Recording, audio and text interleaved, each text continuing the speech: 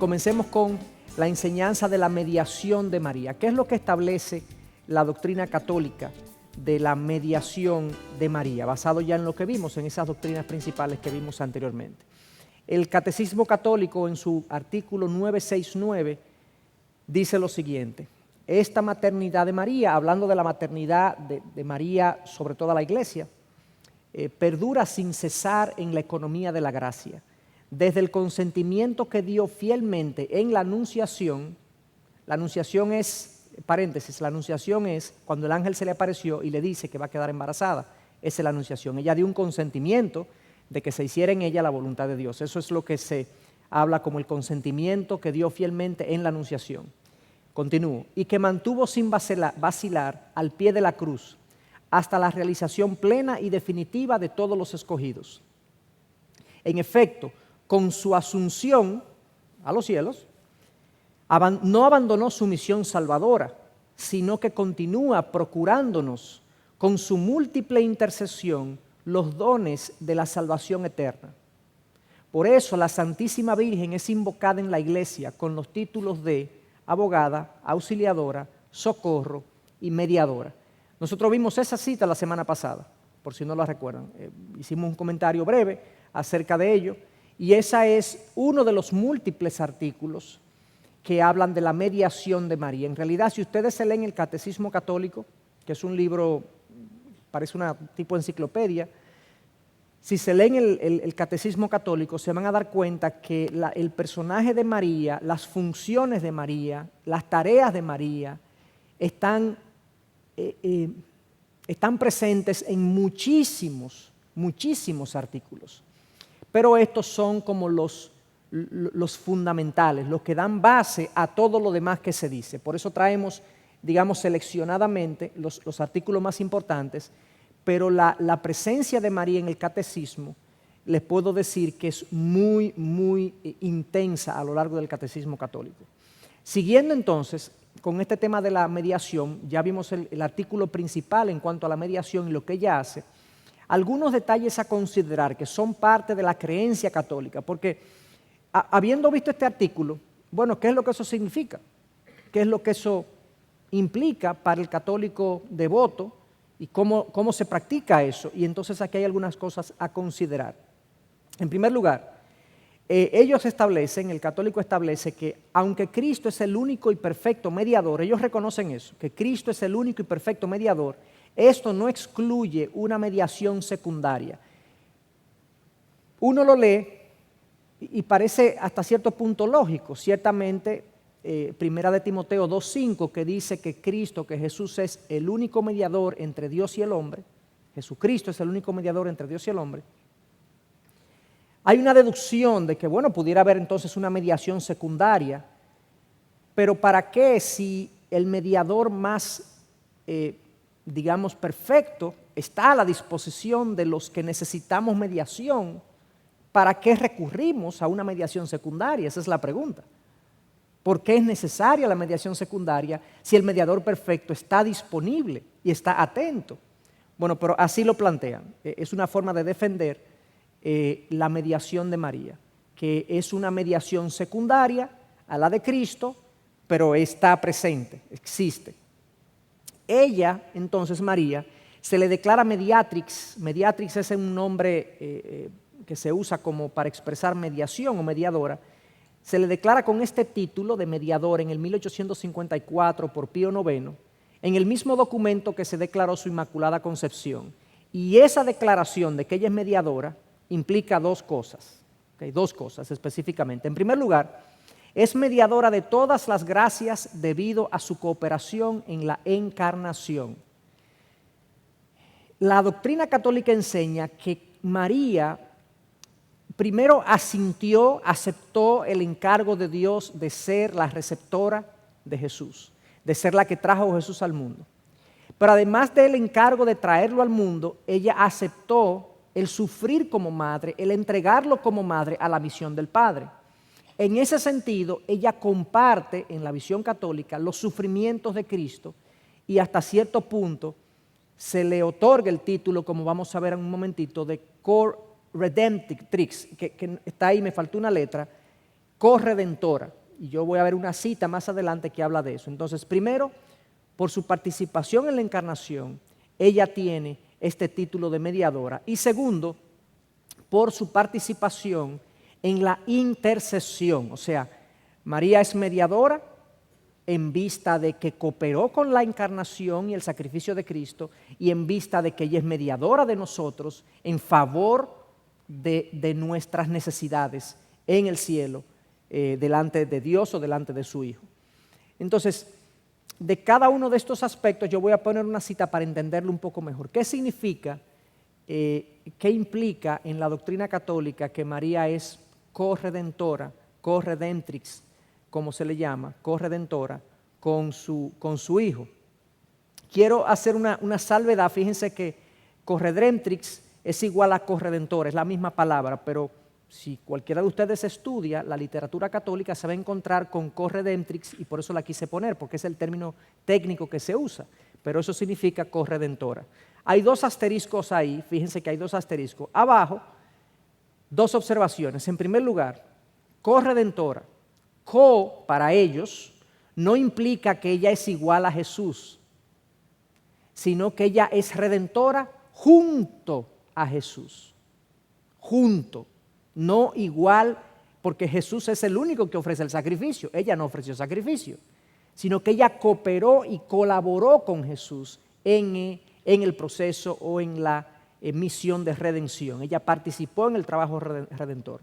Y el segundo asterisco es que hay que tener en cuenta que aunque esta es una enseñanza del catecismo, perdón, no del catecismo, sino que está en otros documentos de la Iglesia, todavía no es una doctrina católica mandatoria, pero es muy generalizado este concepto, a pesar de que no es una doctrina católica mandatoria. Entonces, ¿qué es lo que implica la corredención de María en la enseñanza católica?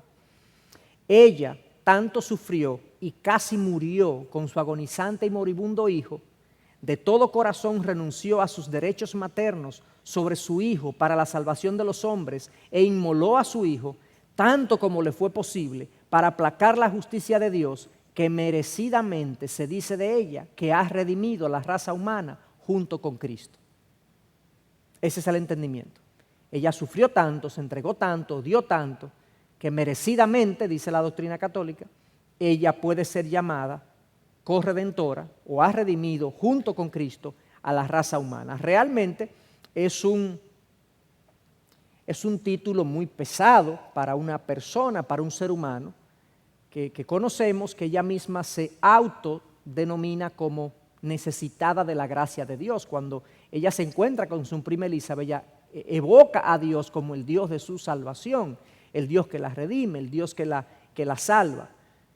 Pero ese es el título que se le da como corredentora en ese sentido, de que ella contribuyó tan significativamente con los sufrimientos de Cristo que ella merece ser llamada corredentora con Jesús. Eso es en cuanto a la corredención. Ahora, en cuanto a la mediación, se le llama mediatrix, de todas las gracias. ¿Qué significa esto? Bueno, esto se establece en una encíclica, ahí está la nota abajo de lo que significa encíclica. Es una carta solemne que el Papa dirige a los obispos y fieles católicos adoctrinando o enseñando en cuestiones de fe o de costumbres. Eso es una encíclica, una carta que el Papa escribe y se lo manda a los obispos y a todos los fieles enseñando sobre diferentes asuntos. En la encíclica Magna Dei Matris de 1892, el Papa León XIII dice lo siguiente: nada de ese inmenso tesoro, de todas las gracias que el Señor nos trajo, nos es concedido excepto por María, para que así como nadie puede venir al Padre en lo alto sino por el Hijo, casi de la misma manera nadie puede venir a Cristo sino por su madre. ¿Se fijan? Ella media la salvación, según en la encíclica. Obviamente ya esto es un dogma católico, porque obviamente está en uno de sus documentos oficiales, donde el Papa se pronuncia como maestro de la Iglesia. Así como nadie, nosotros sabemos de Juan 14 que Jesús dice, yo soy el camino, la verdad y la vida, nadie puede venir al Padre si no es por mí, y se denomina el único camino para ir a Dios y para ir al Padre, y ahí es que nosotros nos basamos en decir, solo Cristo nos da salvación, solo Cristo es la entrada al Padre, solo Cristo ofreció el sacrificio, solo Cristo es mi salvación, basado en eso. Pero de la misma manera se le añade, así lo añade el Papa León XIII, casi de la misma manera, al final, casi de la misma manera, nadie puede venir a Cristo sino por su madre. Eso, como les digo, es algo también significativamente pesado para esto. Sigo agregando en cuanto a este tema de la mediación, y esto es el Papa ahora, Papa Pío, un poco antes, el Papa Pío IX, en el documento de Inmaculada Concepción, dice lo siguiente: puesto que ha sido designada por Dios para ser la reina del cielo y de la tierra, y es exaltada por encima de todos los coros de ángeles y santos, e incluso se encuentra a la diestra de su Hijo unigénito, Jesucristo nuestro Señor, ella presenta nuestras peticiones de la manera más eficaz. Lo que ella pide, obtiene. Sus súplicas nunca pueden ser no escuchadas. ¿Ok? En positivo, sus súplicas siempre son escuchadas. Lo cual es una forma de mostrar cómo es que la mediación de María se da. Y aquí, según esto, es porque ella ha recibido una exaltación de parte de Dios que le coloca en un lugar principal, en un lugar privilegiado, incluso comparado con ángeles y otros santos de la iglesia, y se encuentra a la diestra de su Hijo unigénito. Obviamente, hermanos, obviamente, esto no está en la Biblia, esto no está en la palabra, ni siquiera en los libros deuterocanónicos, está en la tradición de la iglesia. Personas, obispos católicos, papas anteriores y teólogos católicos que se han referido a María y han ido añadiendo estas enseñanzas, se han quedado en el acervo de la tradición católica y se va acumulando dentro del catecismo, y eso es parte de lo que ahora se cree. La necesidad de esta mediación, ¿por qué es que el católico tradicionalmente dice que necesitamos esta mediación? ¿Por qué es que se necesita esta mediación? Miren esta cita que ilustra o que muestra de por qué es necesaria esta mediación. La encíclica de octubre de 1891 por el Papa León XIII, que es la misma que le acabo de leer, el mismo Papa, declaró que debido a que la gente teme a la justicia de Dios, se necesita un defensor donde nadie sea rechazado. María es tal. María, digna de toda alabanza, ella es poderosa, madre del Dios Todopoderoso, así que Dios nos la dio. Debemos ponernos bajo su protección y lealtad, junto con nuestros planes y nuestras acciones, nuestra pureza y nuestra penitencia, nuestras penas y alegrías y súplicas y deseos. Todo lo que es nuestro deberíamos confiarle. Hablando de María. La necesidad, fíjense que es que Dios es muy estricto. Dios es muy rígido. Dios es temible por su justicia. Necesitamos una cara misericordiosa, comprensiva, donde nadie sea rechazado. ¿Se fijan cómo entonces la razón de la mediación de María es un carácter distorsionado de Dios? Porque obviamente, si vemos el lado de la justicia de Dios, solamente, claro que es temible, pero la cruz anuncia a viva voz que Dios es justo, sí, pero es amoroso y misericordioso. Porque la cruz es una evidencia de eso. Si Él nos concedió a su Hijo en la cruz, ¿cómo no nos concederá con Él todas las cosas? Juntamente con Él todas las cosas. La cruz es evidentemente la mayor evidencia de que Dios es absolutamente justo y santo y es absolutamente amoroso y lleno de gracia y lleno de misericordia. Entonces, si vemos a Dios de manera apropiada bíblicamente, no tendríamos una necesidad de una nueva mediadora o un nuevo mediador, porque Dios es justo, sí, y es misericordioso, y nadie que se acerca a Dios de la manera apropiada por medio de su Hijo Jesús es rechazado, ¿correcto? Nadie es rechazado si nos acercamos por medio de Jesús. Entonces, algunas bases, algunos fundamentos de esta enseñanza, de esta enseñanza de mediación de María, están uno de ellos está en el pasaje de Juan 19:26, cuando Jesús le dice a su discípulo amado Juan, y cuando Jesús vio a su madre y el discípulo a quien él amaba, que estaba allí cerca, dijo a su madre: mujer, he ahí tu hijo, y le dice al hijo: hijo, he ahí tu madre. Los católicos romanos toman este pasaje y dicen: Juan representa toda la humanidad y María es su madre, por lo que se le atribuye un rol intercesor como madre, amante de su hijo, y Juan, que representa toda la iglesia. Lo que los católicos ven ahí, le dan una interpretación mística a este pasaje y dicen: Juan representa la iglesia completa, el cuerpo místico de Cristo, y María es su madre. Por lo tanto, lo que Jesús está declarando ahí es que ahora María tiene un rol maternal en todos los hijos de Dios, en todos los hijos de la iglesia. Y obviamente nosotros los evangélicos no vemos esta interpretación mística, sino que vemos una interpretación literal. María dependería ahora de Juan. De hecho, aún teólogos católicos reconocen el poco apoyo bíblico a partir de este pasaje para esta doctrina, como Ludwig Ott, que es uno de los teólogos, digamos, de los que uno más encuentra cuando uno busca defensa de la fe católica y posiciones católicas. Este autor es muy prolífico, muy productivo en todo lo que tiene que ver con eso. Y dice que hay muy poco apoyo bíblico para justificar ya sea la corredención, o poco o nada, ningún apoyo bíblico para la corredención o la mediación de María. También la tradición, en la segunda fila vemos la tradición, hay una autoridad teológica también, un teólogo, Bernard de Claraval, en el año 1090 aproximadamente, dice lo siguiente: Dios no quiere que tengamos nada a menos que no sea por las manos de María. A veces son citados Orígenes y Agustín, que hablan de la maternidad universal de María. Uno dice: bueno, pero si Agustín dijo que María es la madre de todos los creyentes, pues tenemos que creerle, porque Agustín era un gran teólogo. Bueno, recuerden que todos esos hombres son falibles, son hombres que se equivocan, son hombres que tienen doctrinas. De hecho, hoy vemos a Martín Lutero como uno de los padres de la Reforma, que dio a luz a todas las iglesias evangélicas, y cuando uno analiza toda la doctrina de Martín Lutero, ustedes y yo compartiríamos todo lo que Martín Lutero se murió creyendo. Ahora, las cosas fundamentales de la salvación y de la fe y de la Biblia, él las tenía bien.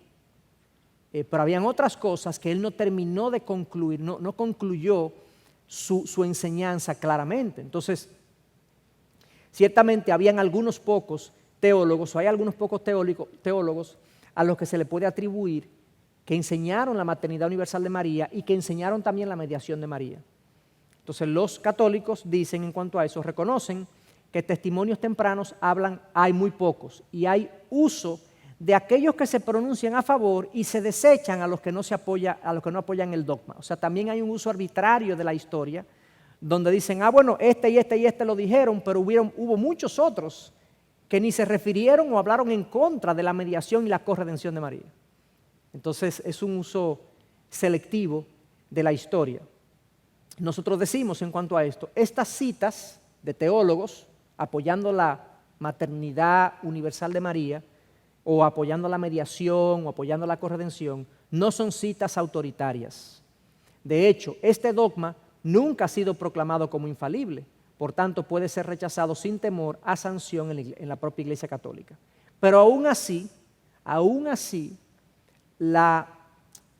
el recurrir a la Virgen como mediadora es algo extremadamente común en nuestra cultura católica, digamos, y según estudios que yo presenté al principio de estas sesiones, casi un 10% de los evangélicos siguen orándole o siguen pidiéndole a la Virgen algunas cosas.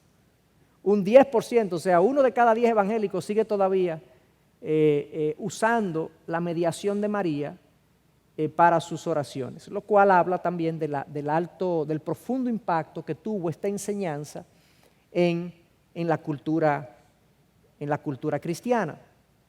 Entonces todo eso, el hecho de que entonces María es mediadora, declarada por la Iglesia Católica, es corredentora, en los términos que dijimos, que junto con Cristo llevó a cabo el trabajo de redención. Entonces María es venerada en la Iglesia Católica. Y quisiera explicar un poco qué significa esto de la veneración de María. Debido a lo que hemos explicado, debido a su rol de mediación, debido a su rol de corredención, entonces hay una forma de relacionarnos con María que la Iglesia recomienda, que la Iglesia Católica recomienda. Bueno, no de relacionar nosotros, sino los católicos con María. Yo como que me confundo a veces. Miren lo que dice el artículo 971 con relación a María. Todas las generaciones me llaman bienaventurada, me llamarán bienaventurada, que eso es un versículo. Y ahora agrega la Iglesia. La piedad de la Iglesia hacia la Santísima Virgen es un elemento intrínseco del culto cristiano. O sea, usted es cristiano, debe tener piedad hacia María. Yo conozco muchos católicos que dicen, no, yo María, yo la tengo en su sitio, pero yo no la...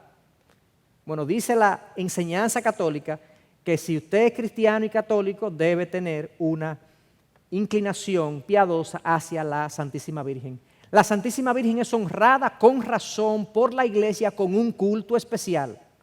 Y en efecto, desde los tiempos más antiguos, recuerden que hay muy poca evidencia histórica de eso, pero eso se afirma ahí. En los tiempos más antiguos se venera a la Santísima Virgen con el título de Madre de Dios, bajo cuya protección se acogen los fieles suplicantes en todos sus peligros y necesidades. Este culto, aunque del todo singular, es esencialmente diferente del culto de adoración que se da al Verbo encarnado, lo mismo que al Padre y al Espíritu Santo, pero lo favorece muy poderosamente. Encuentra su expresión en las fiestas litúrgicas dedicadas a la Madre de Dios y en la oración mariana, como el Santo Rosario, síntesis de todo el Evangelio. Dicen que el Santo Rosario es la síntesis de todo el Evangelio, pero cuando uno ve lo que el Santo Rosario dice, realmente tiene muy poco o si no nada del Evangelio.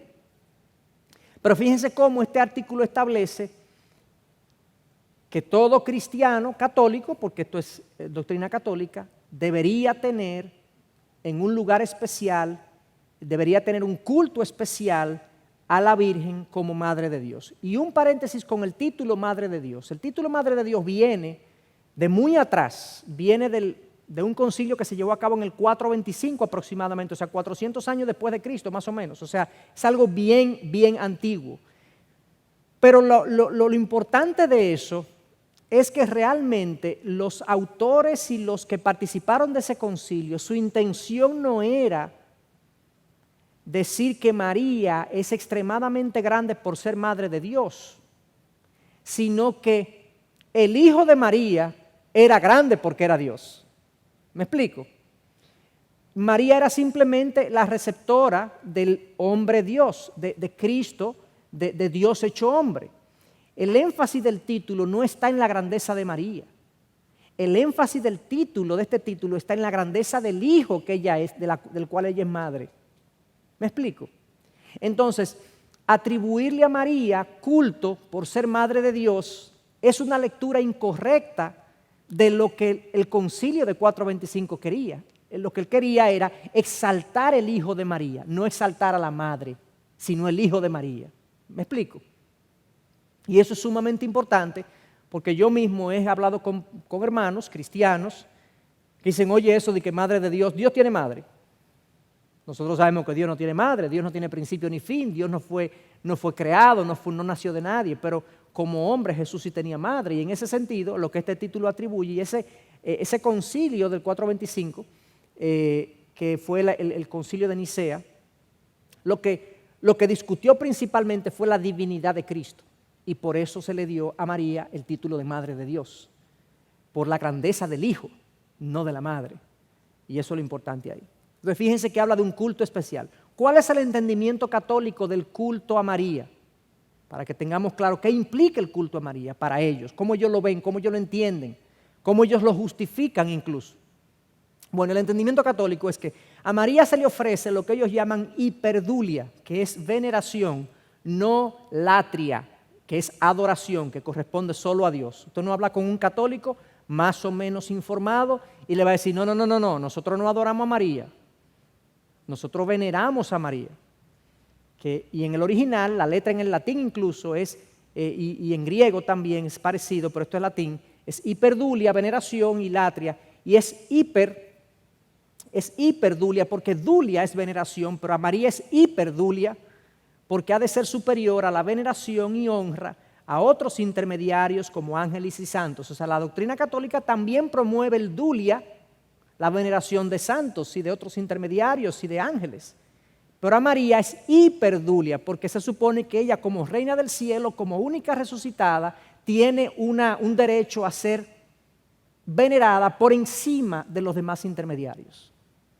Y eso es lo que el católico ofrece y así es que ellos lo entienden. La razón de esta hiperdulia se basa en sus méritos como Madre de Dios y su plenitud de gracia.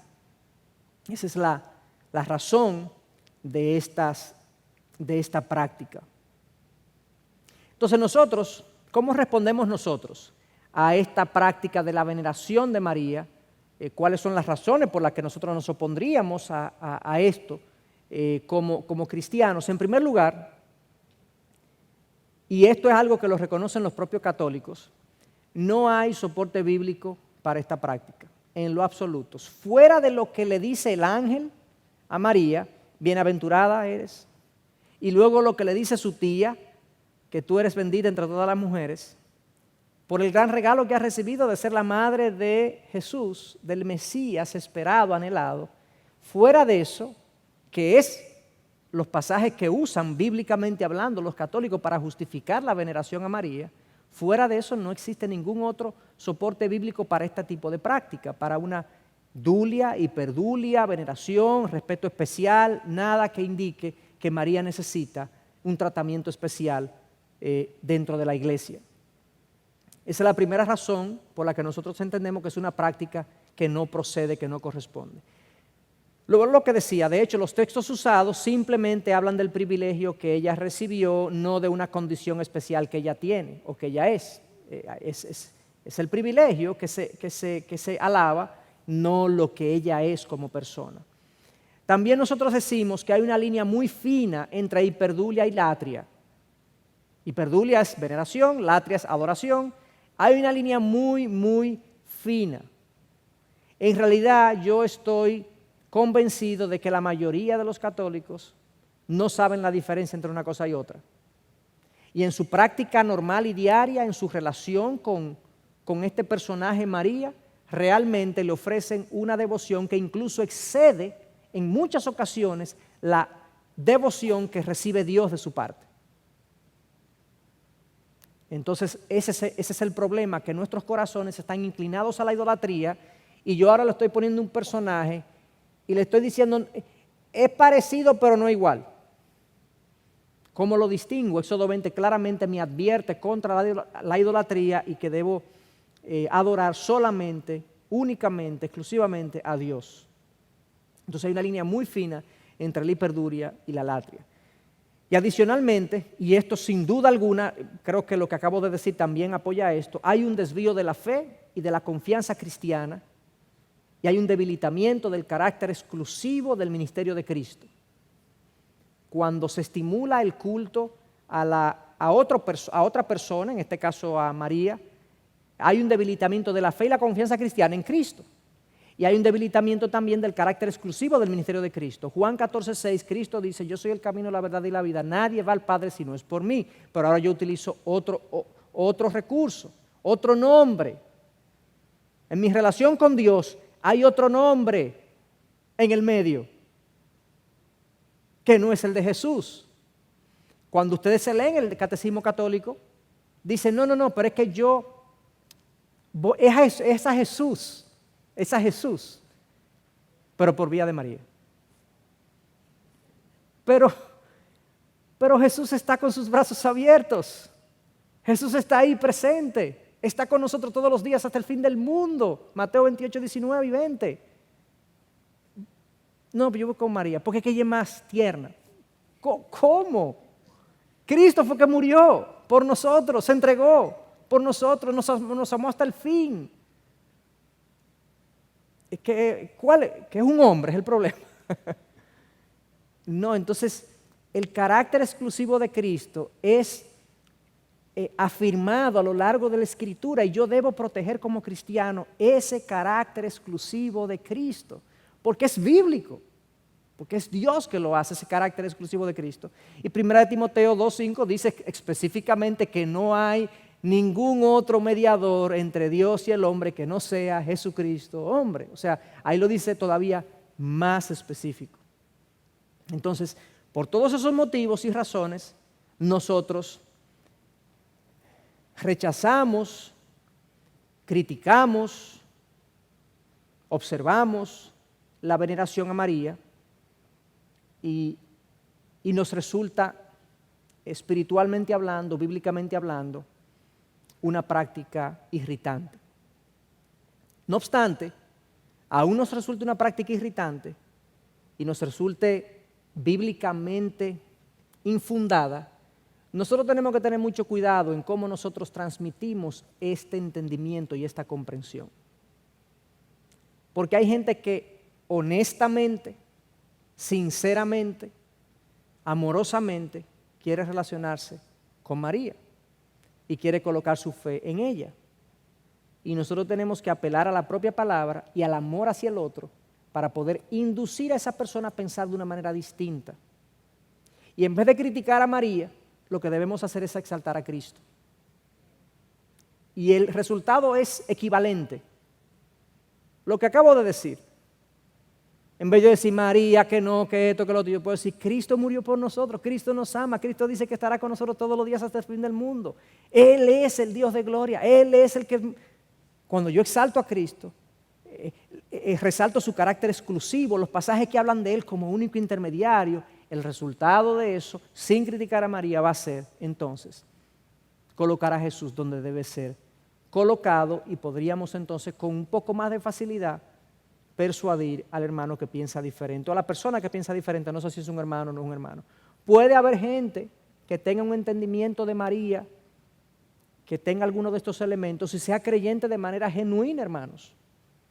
No pensemos que el que cree el que en alguna ocasión ora un Ave María no es cristiano.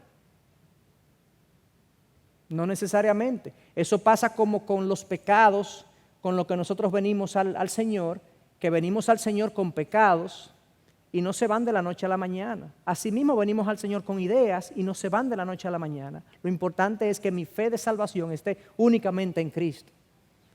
Entonces, esas cosas, tanto pecados como ideas y teología incluso, eso va a ir quedando atrás en la medida que yo voy creciendo en conocimiento y gracia, según camino como discípulo de Jesús. Entonces, hasta ahí nosotros completamos lo esencial de lo que es la mariología católica. Y ahora en lo que me queda de tiempo, lo que yo quisiera hacer es hablar un poco de otros intermediarios. Fíjense que yo puse, la semana pasada dije María y ahora puse otros intermediarios, porque estoy incluyendo a María como dentro de este concepto de que para llegar a Dios tengo otros intermediarios. Y los otros intermediarios pueden ser santos de la Iglesia Católica, santos oficiales de la Iglesia Católica, o como pasa, como ustedes saben, por ejemplo, el católico es muy devoto a los difuntos. Hay gente que le prende una vela a su tío, que le prende una vela a su mamá, a su papá, que le ora y le reza a su papá, a su mamá, a su tío, a su hermano, que falleció el año pasado, que falleció hace 6 meses. O sea que el católico tiene esta idea de que los difuntos están por nosotros en el cielo. Y entonces se recurre a ellos para los asuntos de la vida, en sentido, es una teología que está, digamos, es casi generalizada en la enseñanza católica o en el católico, en la mente católica. Entonces, en ese sentido, la base de ese entendimiento de que hay otros intermediarios por medio de los cuales yo puedo cultivar mi relación con Dios es el concepto de comunión con los santos. Y yo voy a explicar en qué consiste eso. En su capítulo, en su artículo 962, dice lo siguiente: creemos en la comunión de todos los fieles cristianos, es decir, de los que peregrinan en la tierra, de los que se purifican después de muertos y de los que gozan de la bienaventuranza celeste, y que todos se unen en una sola iglesia. Y creemos igualmente que en esa comunión está a nuestra disposición el amor misericordioso de Dios y de sus santos, que siempre ofrecen oídos atentos a nuestras oraciones. Fíjense lo que ellos dicen. Aquí hay 3 grupos de personas que constituyen la iglesia. La iglesia, ¿quiénes constituyen la iglesia? Un primer grupo, los que estamos aquí en la tierra. ¿Ok? Un segundo grupo, los que se purifican después de muertos. ¿Quiénes son esos? Los que están en el purgatorio. Y número 3, los que gozan de la bienaventuranza celeste. Los que ya salieron del purgatorio o no pasaron por el purgatorio porque tenían méritos suficientes en la tierra y fueron directos a la presencia de Dios, al cielo. Y ese es otro grupo que conforma entonces la iglesia. Entonces, esa iglesia, la que está aquí, la que está en el purgatorio y la que está en el cielo, conforma la comunión de los santos.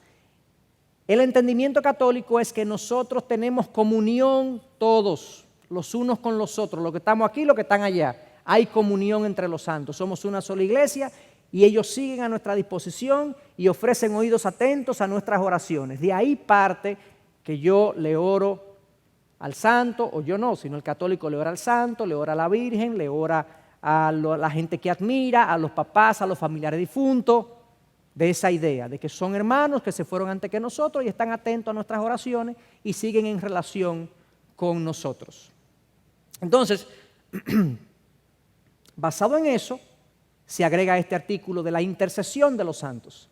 Por el hecho de que los del cielo están más íntimamente unidos con Cristo, consolidan más firmemente a toda la iglesia en la santidad. No dejan de interceder por nosotros ante el Padre. Presentan por medio del único mediador entre Dios y los hombres, Cristo Jesús, los méritos que adquirieron en la tierra. Su solicitud fraterna ayuda pues mucho en nuestra debilidad o a nuestra debilidad. No sé si lo entendieron, porque está redactado en un español antiguo, una forma de redactar antigua, pero fíjense lo que subrayé ahí, lo puse en itálica, que estos que están en el cielo, la razón por la que ellos pueden hacer más por nosotros es porque están más íntimamente unidos con Cristo. ¿Ok? Eso es importante porque teológicamente hablando, yo estoy tan unido a Cristo como el que se fue ya. Pablo dice claramente en el libro de Efesios que yo estoy en Cristo. Entonces, pero ellos ven una diferencia entre el que se fue, que está allá, y el que está aquí. Hay una diferencia en la persona y entonces ellos no dejan de interceder por nosotros ante el Padre. Y fíjense que ellos le presentan entonces al único mediador. Ellos le presentan a Cristo nuestras oraciones, al único mediador. O sea que hay una mezcla de la verdad con un concepto exógeno, extraño a la palabra, que es la mediación de los que se fueron. No estoy diciendo los santos ni siquiera, sino de los que se fueron. Entonces, no llores, esto lo dice Santo Domingo de Guzmán, que no es la ciudad, sino que es el santo que tiene por nombre nuestra ciudad. No lloréis, os seré más útil después de mi muerte y os ayudaré más eficazmente que durante mi vida. O sea, le enseñó esa enseñanza, esa doctrina. Santa Teresa del Niño Jesús dice: pasaré mi cielo haciendo el bien sobre la tierra. O sea, fíjense cómo en la comunión de los santos, que estamos todos en una misma iglesia, que entonces ellos nos escuchan, están por nosotros, ahí es que está basado esta mediación o intermediación de otros. ¿Dónde se basan ellos para afirmar esto? ¿Por qué el católico dice que esto es así? Bueno, le voy a poner por lo menos 5 razones por las que los católicos entienden que es así. Bueno, ellos hacen referencia al encuentro que tuvo Jesús con Moisés y Elías en el monte de la transfiguración en Mateo 17, ¿recuerdan? Cuando Jesús sube al monte de la transfiguración con Pedro, Juan y Jacobo, y ahí arriba, en el monte de la transfiguración, dice que se le aparecieron Moisés y Elías. Y se alega que eso es una indicación de que los que se fueron, los muertos, que están en Cristo, en Dios, pues pueden escuchar nuestras oraciones y atender los asuntos de la tierra. Esa es una razón, una base bíblica para ellos. La otra razón es que los que están en el cielo nos oyen. Apocalipsis 5:8 y Apocalipsis 8:3 y 4 dice que hay unos ancianos en el cielo que tienen unas copas, y esas copas tienen incienso que representan las oraciones de los santos. Ellos dicen, eso indica que los santos, esos ancianos, tienen oraciones que ellos presentan entonces delante de Dios. Además, se hace referencia a la parábola de Lázaro y el rico en Lucas 16, que indica, no sé si conocen esa parábola, muchos de ustedes la conocen, que eran dos personas, Lázaro, pobre, el rico, y ambos mueren. El rico va al infierno, o al lugar de los muertos, o al infierno, a la perdición. Lázaro sube a la presencia de Dios, ahí se dice al seno de Abraham, que entendemos que es la presencia de Dios. Y entonces hay una comunicación entre el rico que está en el infierno con Abraham que está en el cielo, acerca de su familia que está en la tierra. Entonces hay un entendimiento de esa parábola, de que eso indica que los que están en la muerte, más allá de la muerte, sí pueden ver y relacionarse con los que están aquí en la tierra. Esa es la explicación. Ellos dicen que los que están en el cielo nos oyen y están atentos a lo que pasa aquí. Adicionalmente, el Salmo 103 y el Salmo 148 se nos dirige, dicen ellos, a invocar a los ángeles para que bendigan a Dios con nosotros. De hecho, el Salmo 103 dice literalmente eso: Alá, bendecid los ángeles del cielo a Dios. Como si yo pudiera hablarle a los ángeles directamente y entonces pedirle a ellos que alaben a Dios junto conmigo. Santiago 5:16 dice que la oración del justo puede mucho, y entonces los que están en el cielo son más justos que nosotros, porque ya están en el cielo, y por lo tanto vamos a orarle a ellos que son más justos que nosotros, porque la oración del justo puede mucho. Y la idea, y esto es muy importante, un católico pulido les va a decir: nosotros no le estamos orando a los santos. Yo no le estoy pidiendo a San Benito que me dé algo. Yo le estoy pidiendo a San Benito que interceda por mí. Eso es muy importante, eso es algo sutil, pero muy importante. El católico pulido te va a decir que él no le ora al santo, sino que él le pide al santo que ore por él. ¿Me explico? Que interceda por él delante de Dios. Y lo mismo a María. A María yo le pido que interceda por mí. Y no es que yo le estoy orando a ella, sino a ella para que interceda por mí. Eso es algo muy importante que nosotros lo entendamos. Entonces, ¿qué podemos decir a cada uno de estos argumentos? Que son las razones por las que hay otros intermediarios en la doctrina católica. Bueno, comencemos uno por uno a verlos.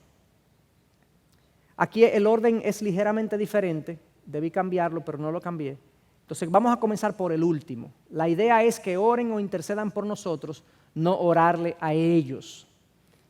Y aquí la respuesta evangélica es la siguiente. Bueno, es una buena práctica pedir oración. Ustedes saben que cuando yo le pido a ustedes que oren por mí, a mí me gusta que la gente ore por mí, porque Dios escucha la oración y yo quiero que se ore por mí. Y yo sé que hay que orar en todos los asuntos de la vida. Pablo dice que oremos sin cesar. Pero no vemos ese modelo en la palabra. El modelo de que los muertos oren por nosotros no lo vemos en la palabra. De hecho, en 1 Timoteo 2, 1 al 4, se refiere al contexto de oración de hermanos en la iglesia. Además, la mayoría le ora a los santos. ¿Qué es lo que quiero decir aquí? Los católicos dicen, fíjense aquí en esta idea, yo indiqué ahí que 1 Timoteo 2, del 1 al 4, es uno de los versículos que los católicos dicen. Fíjense cómo Pablo dice que oremos los unos por los otros y hagamos rogativas. Sí, en la iglesia. En la iglesia, que lo hagamos, eso es necesario, eso es bueno, eso es útil, beneficioso, piadoso. Pero acuérdense que la iglesia para ellos incluye a los que se fueron. ¿Entienden? Entonces, como la iglesia está constituida por los que están en la tierra, por los que están en el purgatorio y por los que están en el cielo, ellos dicen, lo que Pablo está diciendo es que oremos los unos por los otros, y como yo estoy en comunión con los santos, con todos los que se han ido y los que están aquí, pues ellos pueden orar por mí. Miren cómo está como cuadrado dentro de su doctrina, dentro de su teología. Entonces, nosotros agregamos, eso es una buena práctica, pero es algo en la iglesia. El problema también es lo que pasa también con la Virgen, que cuando dicen, no es veneración, no es adoración, es veneración. Aquí decimos, el católico dice, no, yo no le oro al santo, yo le oro para que pida por mí, pero es que es lo mismo. Es lo mismo, es la línea muy fina entre orarle a y orar a fulano para que ore por mí. Es muy, muy, muy fina la línea. Y yo en mi experiencia, no sé si a ustedes les ha pasado, pero mucha gente que tiene trasfondo católico le ora al santo de su patrón, de su nombre preferido. O sea, la relación religiosa es con el santo y no con Jesús o con Dios. Y ahí hay un peligro espiritual para nosotros. Entonces, descartado ese argumento. Segundo argumento, Cristo habló con Moisés y con Elías. En Mateo, sí es cierto.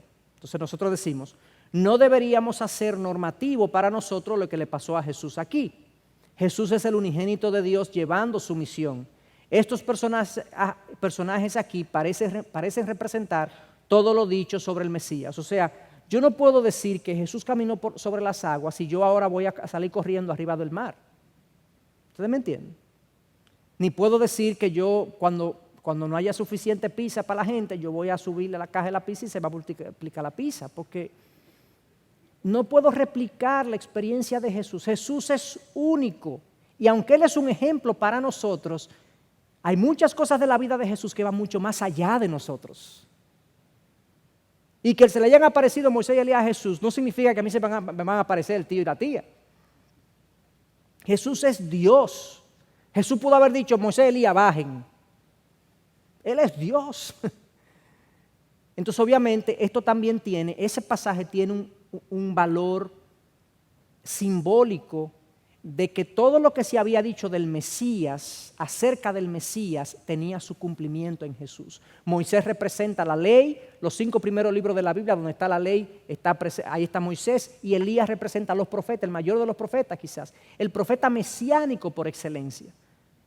El capítulo 53 de Isaías, que está muy de la mano con muchas de las cosas que dijo Elías también en algunos aspectos, es fundamental para la doctrina cristológica y la doctrina mesiánica.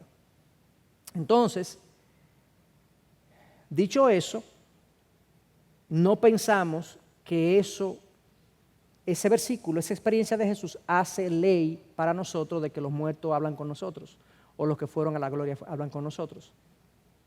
Los que están en el cielo nos oyen, ese es el tercer argumento. Los que están en el cielo nos oyen. Decimos, aunque los ancianos sostienen copas con las oraciones de los santos, no hay indicación clara de que debemos orar por medio de ellos. Lázaro y el rico, en realidad, quienes conversan no están en la tierra. Todo lo contrario, lo que Abraham le dice es que las escrituras son suficientes. O sea, primero lo de los ancianos. Los ancianos tienen copas. Ahí se nos está describiendo una escena celestial. Las oraciones están ahí simbólicamente, porque sabemos que no están en copas las oraciones no son cosas físicas, no son líquidos, ¿ok? Y nos describe el proceso celestial de llevar estas oraciones de los santos a Dios, pero no se da ninguna instrucción para los que estamos aquí abajo de que debemos depositar en la copa, o sea, no se nos dice eso. Entonces, no podemos hacer ese versículo normativo para que debemos orarle a los ancianos que son los que llevan las copas, porque no es eso lo que está hablando. Está describiendo una escena celestial de cómo se manejan algunas cosas en el cielo y no nos da más detalle. Lo de lo de Lázaro y el rico y Abraham, en realidad, en ningún momento se habla con alguien en la tierra. Quienes hablan son el rico que está en el infierno, con Abraham que está en el cielo, pero no, y Abraham le dice, de hecho, a los que estamos aquí no podemos pasar para allá, hay un abismo entre nosotros, pero no se habla con nadie en la tierra. Yo tampoco es un argumento para justificar que podemos orarle a los que están en el cielo. Cuarto argumento, se nos dirige a invocar a los ángeles para que bendigan a Dios con nosotros. El Salmo 103, el Salmo 148, efectivamente el salmista invoca a los ángeles, convoca a los ángeles a adorar a Dios. Sí, eso es así. Pero ciertamente la Biblia nos indica que los ángeles parece que están al tanto de lo que pasa aquí en la tierra. ¿Por qué? Porque Hebreos 1:14 dice que ellos son espíritus ministradores al servicio de los que aman a Dios. O sea que ellos son enviados a la tierra a hacer misiones, a hacer cosas. Fueron enviados a decirle a María que iban a ser el Mesías, fueron enviados a la ciudad de Sodoma y Gomorra para destruir la ciudad, fueron enviados a Abraham en un momento dado, Fueron enviados a donde Jesús a fortalecerlo en su misión aquí. ¿Se recuerdan el huerto de Getsemaní que se le apareció un ángel? Y luego en la tentación en el desierto se le apareció. O sea, los ángeles están al tanto de lo que está pasando aquí en la tierra. Yo le puedo decir, bueno, que los ángeles alaben conmigo en un momento dado, yo sé que me están oyendo porque yo creo que ellos están pendientes de lo que pasa aquí. De hecho, Primera de Pedro 1:12 dice que los ángeles anhelan mirar lo que está pasando aquí en el proceso de redención. Anhelan verlo. Y Efesios 3:10 también habla de eso. O sea que el salmista invoque a los ángeles para adorar a Dios, no le está orando a ellos, sino que adoren conmigo a Dios. Eso es lo que le dice básicamente, bendigan conmigo a Dios. No es una instrucción a que hablemos con los que están allá arriba. Y por último, la oración del justo puede mucho, y los que están en el cielo son más justos que nosotros, pero es que el cristiano es justo por la sangre de Cristo. Podemos entrar confiadamente al trono de la gracia. Fíjense que todavía hoy en día muchos de nosotros tenemos un entendimiento católico de la oración. Yo he recibido mucha gente que me dice, cristiana, evangélica, que me dice, pastor, mire, viene con su hijo, viene con su esposo, su esposa, usted no me le puede orar para ver si él deja unas cositas que tiene. Y nosotros le decimos, pero tú puedes orar.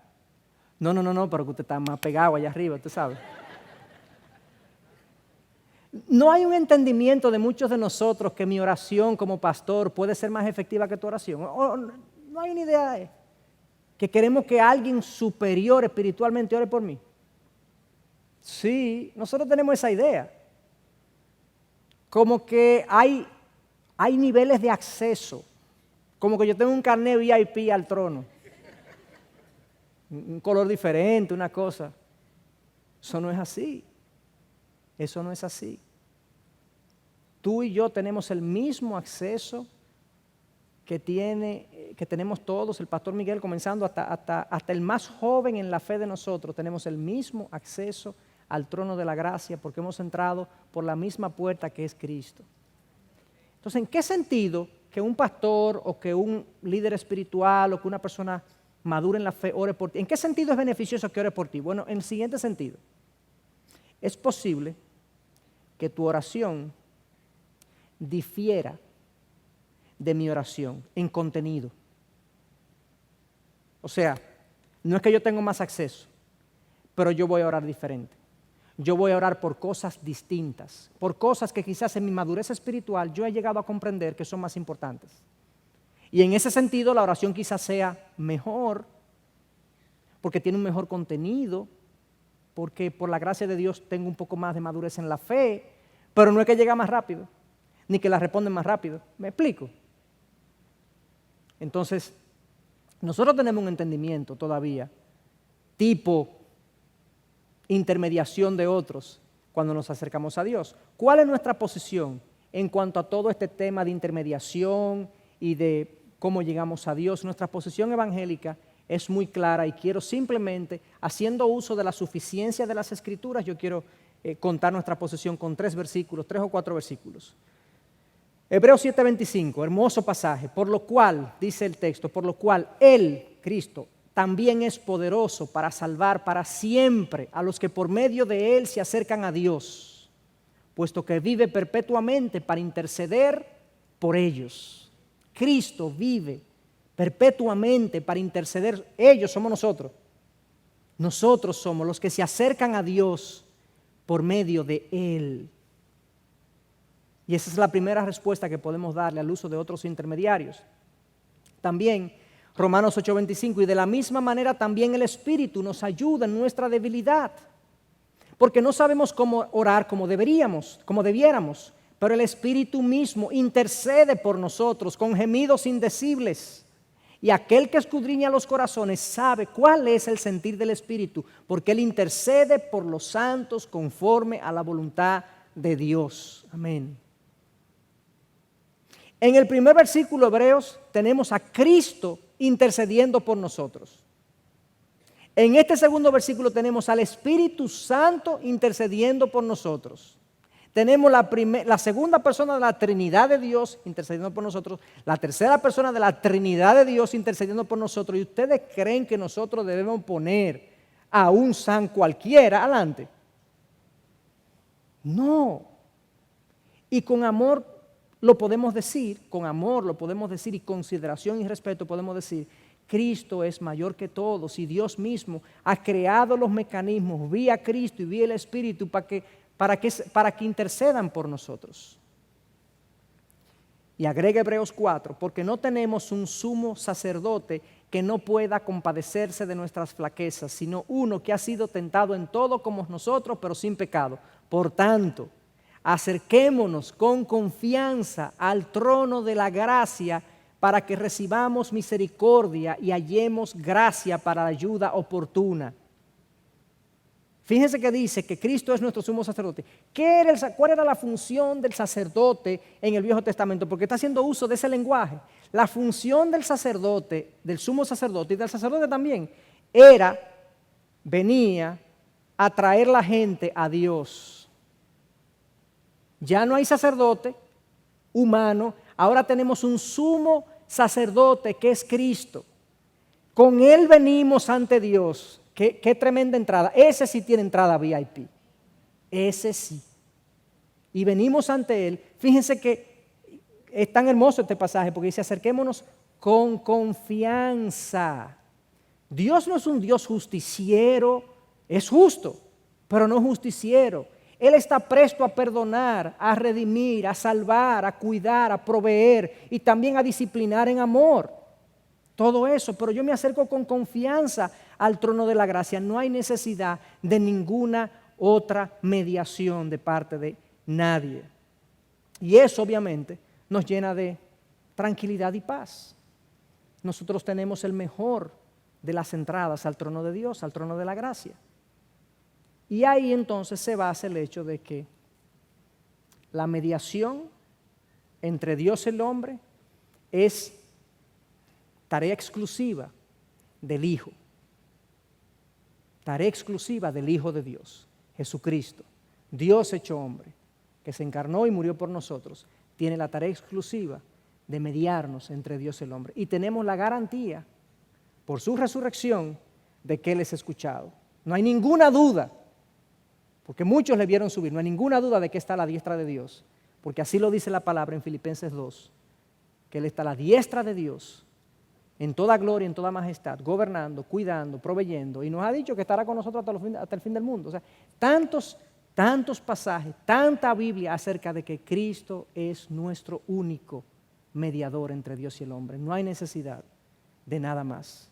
Sin despreciar lo que hicieron hermanos y hermanas fieles en el pasado y sin despreciar lo que hizo la propia María, pero no es el lugar que la Biblia le otorga.